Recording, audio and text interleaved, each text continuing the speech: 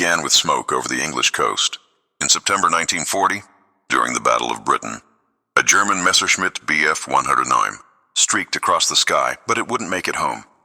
The pilot, a young Luftwaffe officer named Franz von Werra, had been shot down by British fighters.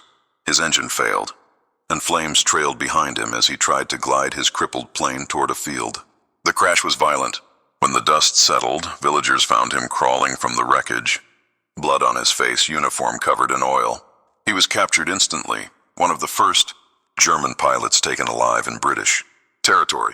For most prisoners, that was the end of the war. But for Franz, it was only the beginning. He was bold, confident, even arrogant. When British officers interrogated him, he smiled. He refused to give information, instead claiming that Germany would soon invade England, and that he would be free within weeks. Nobody believed him. They sent him to a prison camp in Grizedale Hall, a cold, foggy estate surrounded by barbed wire and guards with rifles. But Franz had already started planning his escape. Inside the camp, he mapped every guard's movement, every change of shift, every weak spot in the fence. He joked with the guards, learned their accents, and studied their routines. He even carved tools from scrap metal in secret. To everyone else, he looked calm, but behind his blue eyes was a mind calculating every step toward freedom. One night during roll call, he made his move. While the guards counted prisoners in the dim light, Franz slipped into a shadowed corner, crawled under the wire, and vanished into the dark forest beyond. Dogs barked, sirens echoed, but he was already gone. For 4 days, he wandered through the freezing hills of northern England, hiding by day and moving at night. He stole apples, drank from streams, and followed train tracks south, hoping to find a port or a plane. His hands froze, his uniform soaked through, but he refused to surrender. He knew that if he could just reach an airfield, any airfield, he might fly home. And then one morning he found it. At dawn, Franz von Werra saw the silhouettes of aircraft glinting under the fog. An RAF airfield. It was heavily guarded, but his heart raced. He hid in a ditch and watched for hours, memorizing the routine of the British mechanics. When they left for breakfast, he crawled toward a parked plane, a Hawker Hurricane fighter, one of the very aircraft that had shot him down weeks earlier. He climbed onto the wing, opened the cockpit, and stared at the controls. They were different from his Messerschmitt, but flying was flying. He strapped himself in, adjusted the seat, and prayed the British hadn't removed the fuel. When he pressed the starter, the engine coughed once, twice, then roared to life. Alarms rang instantly. Guards ran toward the plane. He pushed the throttle forward, heart pounding. The Hurricane began to roll down the runway. Bullets hit the fuselage, glass shattered, but he kept going. The plane lifted from the ground, wheels folding beneath it. Against all odds, Franz von Werra was flying again. But there was a problem. The Hurricane's fuel gauge was low, and he didn't know the radio codes. British fighters scrambled to intercept him, thinking he was one of their own, until he began flying east. Realizing the risk, he climbed into the clouds, hoping to cross the channel. Minutes later, the engine sputtered. Out of fuel, he was forced to land in a field just short of the coast. Once again, soldiers surrounded him. The dream of flying home had ended, but his legend had just begun. After multiple failed escapes, Franz was eventually sent to Canada, where prisoners were kept far from the war. Most thought they'd seen the last of him. They were wrong. He would attempt something no other captured German had ever done, an escape across an entire continent. But that was another story. Winter in Canada can break even the strongest men. But for Franz von Werra, cold was just another enemy to outsmart. By early 1941, after multiple escape attempts in Britain, the Germans decided Franz was too much trouble to keep close. He was shipped across the Atlantic to a high-security prison camp in Ontario, Canada. The logic was simple. No one had ever escaped from Canada and made it home. Between him and freedom lay thousands of miles of snow, forests, and freezing lakes. But Franz wasn't like anyone else. The camp was surrounded by 2 layers of barbed wire, guard towers and searchlights that swept the yard each night. Still, he studied everything. The rhythm of the guards, the timing of meals, even the way the snow fell near the fence. He found that in certain spots, the floodlights left a small shadowed gap in the wire. That was all he needed. One night in January, when the temperature had dropped to 20 degrees, he made his move.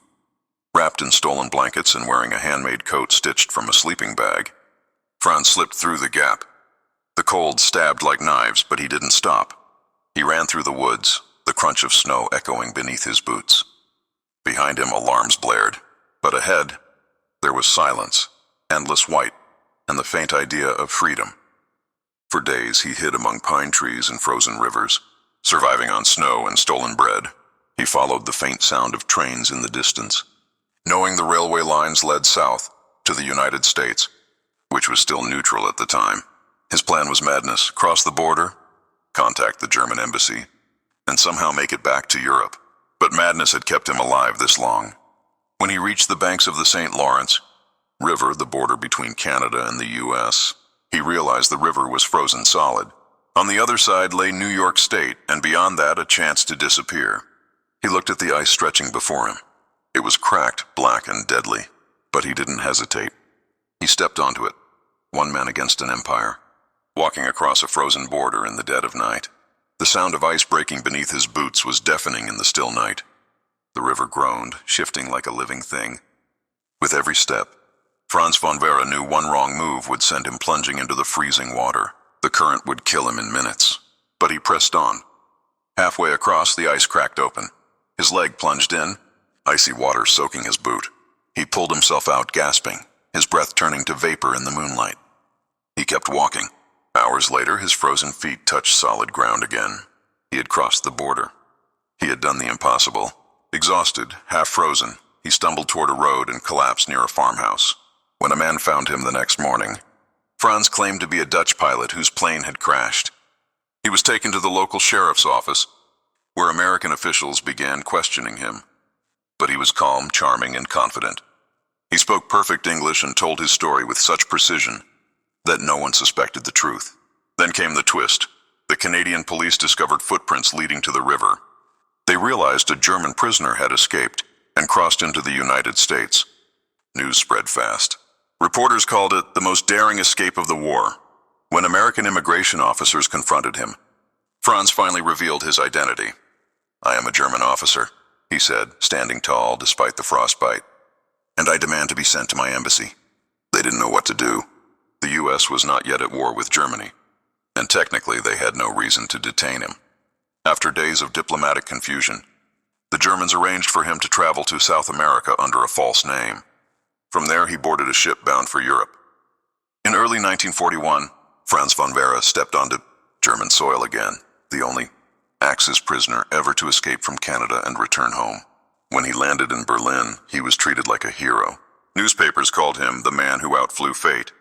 His escape became a propaganda symbol, proof that German courage could overcome any enemy. But behind the fame, Franz was still the same restless pilot who couldn't sit still. He returned to the skies. In 1941, months after his miraculous return, his plane disappeared during a training flight over the North Sea. No wreckage was ever found. The man who had escaped the impossible vanished again, this time for good. Some say the sea finally caught him. Others say he simply flew too far into legend. When Franz von Werra returned to Germany in 1941, he wasn't just a pilot anymore. He was a legend. The propaganda machines of the Third Reich quickly turned his story into national news. Newspapers called him the Uncatchable Pilot. Posters showed his face under bold headlines that read, "He escaped the impossible." Radio stations broadcast interviews describing his bravery. To a nation weary of war, his escape was more than a story. It was hope. But behind the glamour, Franz was restless. He wasn't interested in fame. He wanted to fly again. Within weeks of returning, he was reassigned to an elite Luftwaffe training squadron. He trained new pilots, telling them how to survive captivity and never give up. Many of them listened in awe. Others said he carried himself like a man who had already seen death and refused to be afraid of it anymore. In secret, he began flying again. He would take off before dawn, slicing through the fog over the North Sea, his Messerschmitt engine roaring beneath the clouds. He was chasing something. Maybe freedom, maybe peace, maybe the sky that had once nearly killed him. Friends later recalled how he would often stare into the distance after landing, silent as if the world below no longer mattered. He belonged to the air, one fellow pilot said. He only came down because the sky let him. His story became so popular that even Allied intelligence studied it. British and Canadian officers analyzed every detail of his escape. Learning from his cunning, they called him the perfect prisoner, intelligent, calm, unpredictable. Some even admitted admiration for him, despite fighting on opposite sides. Franz von Werra had become something more than a soldier. He had become a symbol of willpower, of defiance of the belief that no prison, no border, no ice, could hold a man who refused to surrender. In the autumn of 1941, just months after his return, Franz was assigned to a flight over the North Sea, a routine training mission. The weather was rough that day. The waves were high, the clouds low, and the radio crackled with static. He took off in his Messerschmitt Bf 109, flying alone into the mist. He never came back. Search planes combed the area for days. Wreckage was never found. No body, no sign of his aircraft. It was as if the sea itself had claimed him. The same sea he had crossed, once in chains, now swallowing the man who had escaped everyone else. In Germany, his death was announced quietly, but his story only grew louder. Newspapers reprinted his tale again, calling him the spirit of the Luftwaffe. His face appeared in films, his escape retold in schools as a story of courage. In 1957, the British even made a movie about him. The One That Got Away. It was based entirely on his real life, told with respect even from his former enemies. Decades later, historians would call him the only Axis, prisoner of war ever to escape from Canada and make it home. His records still survive, maps of his route, fragments of his letters, and the last photo ever taken of him, standing by his fighter with that same confident grin. But maybe his greatest legacy wasn't his escape. It was his mindset. He believed that walls, borders, and fear were only illusions, and that freedom was something you carried inside. His story outlived every flag and every front line. Today, his name stands among those who turned history into legend. A man who fell from the sky was captured and still managed to fly home. The pilot who refused to be caught.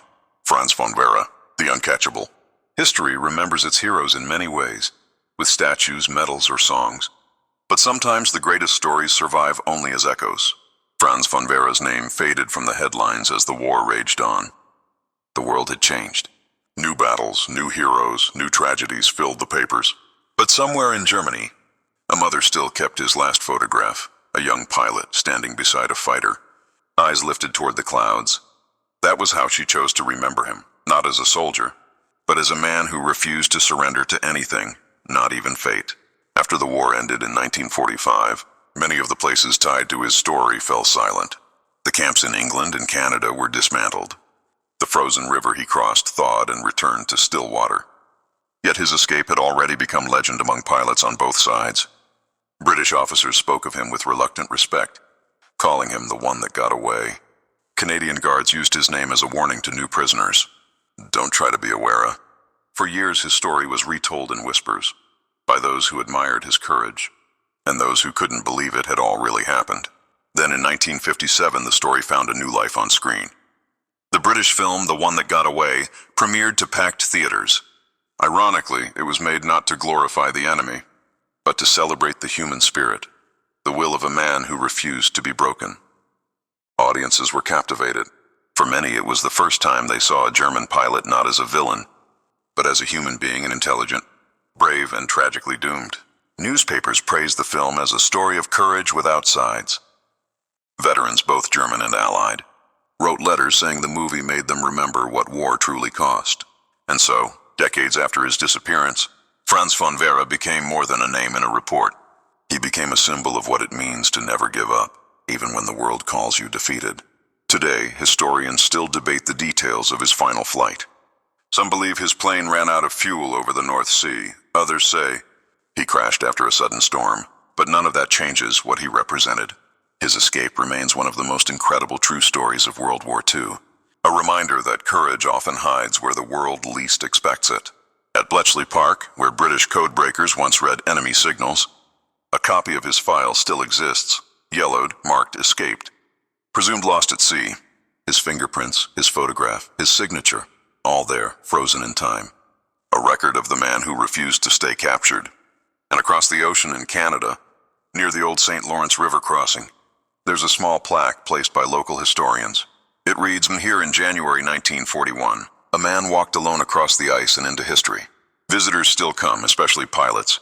who stand there in silence looking toward the water. Perhaps they imagine the sound of an engine far above, one that never landed. What makes his story endure isn't that he escaped, but how he lived. Franz von Werra's defiance wasn't driven by hatred, but by something deeper, an unshakable belief that no man is truly captured until he gives up. And that belief, that refusal to surrender, is what turned a single pilot into a legend. The sky has long since forgotten his plane, but not his spirit. It lingers somewhere between the clouds and the sea, an echo of courage, carried by the wind.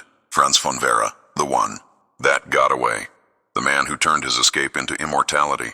Time buries even the loudest stories, yet somehow, the name Franz von Werra refuses to disappear.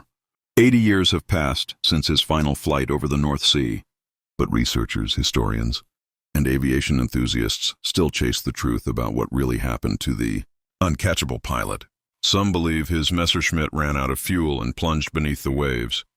Others say he survived the crash, living quietly under a new name in neutral territory. And then there are those who claim his body was found, only to vanish again within military records. In 2003, a fisherman off the Dutch coast discovered fragments of metal tangled in his nets, parts that matched the shape of a German Bf-109's engine. Investigators said it might belong to Werra's plane, but the sea kept its secret. The wreckage was never fully recovered. At the same time, a box of documents surfaced in the British archives, marked Confidential, Declassified 1998. Inside were interrogation notes, flight logs, and a letter written by a British officer after the war. It said, "We underestimated his resolve. If all men had his will, the war might have ended differently." It was a quiet acknowledgement from an old enemy. For historians, what makes Franz von Werra's story extraordinary isn't just his escape. It's that he managed to humanize both sides of the conflict. In a time defined by hate and division, his story was about persistence, intellect, and the unbreakable instinct to live free. Modern psychologists studying resilience often use his escape as a case study. They call it Werra syndrome, the unstoppable drive to survive under impossible conditions. It's been used in training manuals for pilots, explorers, and even astronauts. But to the few people who still remember him personally, he was something simpler, a young man who loved to fly and refused to live by anyone else's limits. In 2011, during a ceremony in Germany honoring fallen airmen, a small wreath was laid for Franz von Werra. No family, no officers, just a single pilot in a blue uniform who whispered, "For the one who never landed." The crowd didn't notice, but the gesture said everything.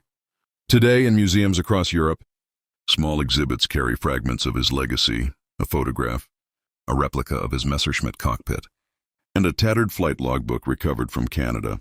Visitors stop, read his name, and move on. But for a few moments, his spirit flies again.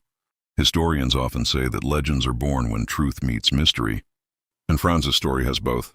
He was real, his escape documented, his courage undeniable, but his disappearance turned him into something greater, a symbol of freedom beyond nations, beyond war. Somewhere over the cold waves of the North Sea, his final flight continues, not in the air, but in the minds of those who hear his story. Every generation rediscovers him, drawn by the same question. How far would you go for freedom? And maybe that's why his name endures. Because his story isn't just about a German pilot, it's about all of us. The will to keep going when the world closes in, the refusal to give up when the odds say you should. He escaped every cage they built for him, even time itself. Franz von Werra, a man lost to the sea, but never forgotten by the sky.